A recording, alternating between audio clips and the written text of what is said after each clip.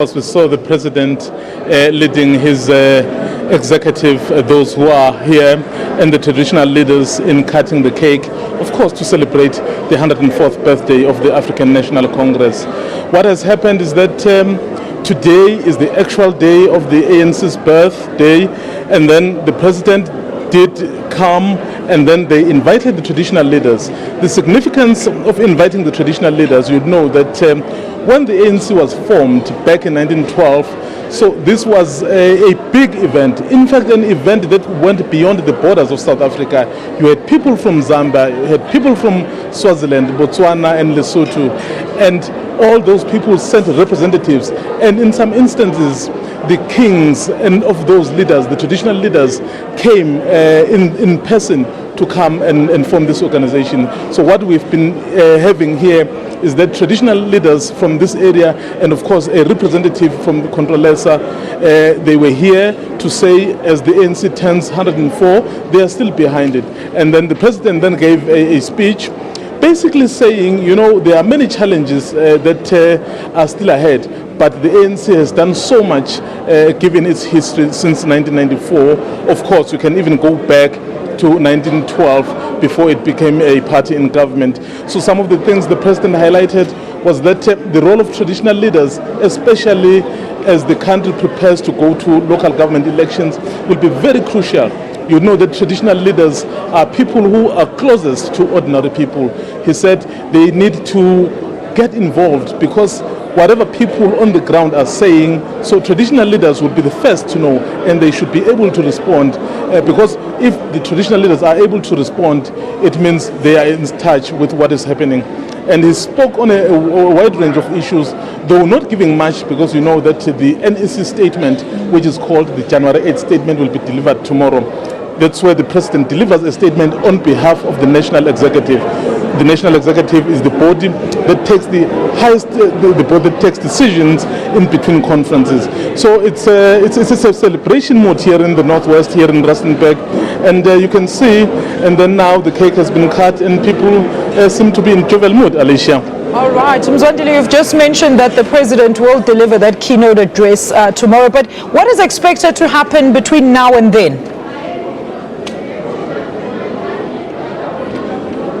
Right now, the proceedings still continue. You know that, as is per tradition now, is that every January 8th statement, before it happens the next day, they normally have a gala dinner, you know, where they raise funds for the organization. So what is going to happen later on today is that at Sun City, which is about plus minus 30 to 50 k's away from here, there will be a gala dinner where business people will raise funds for the organization, and then that's where again the president will have an opportunity to speak to business people. He will urge them to, well, put their money in the ANC because they want to survive, and the alliance partners will also have an opportunity to say something, as they will also have an opportunity to say something tomorrow. So the events are still continuing, but the main thing, as you know, is the rally tomorrow at the Royal Bafokeng Sports Ground. They are expecting about 120,000 people. That's what they've told us.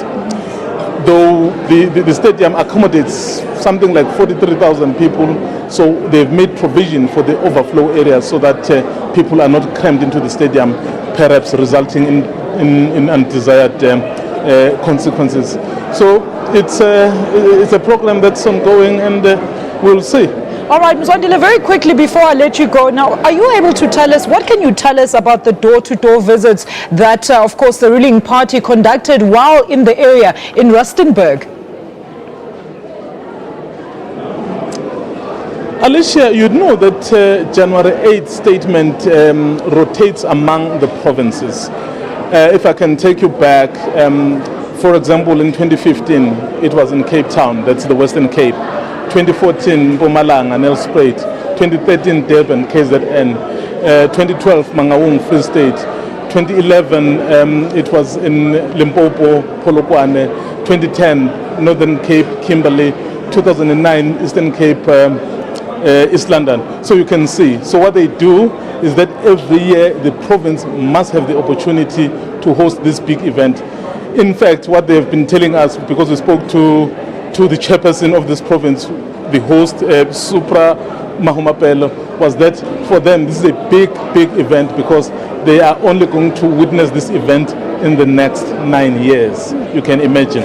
All right. Well, thank you so much. That was Mzwandile Mbeje. He's our political reporter right there in Rustenburg in the midst of the ANC celebrations. We'll keep you updated on the latest developments from there. All right, let's look at business.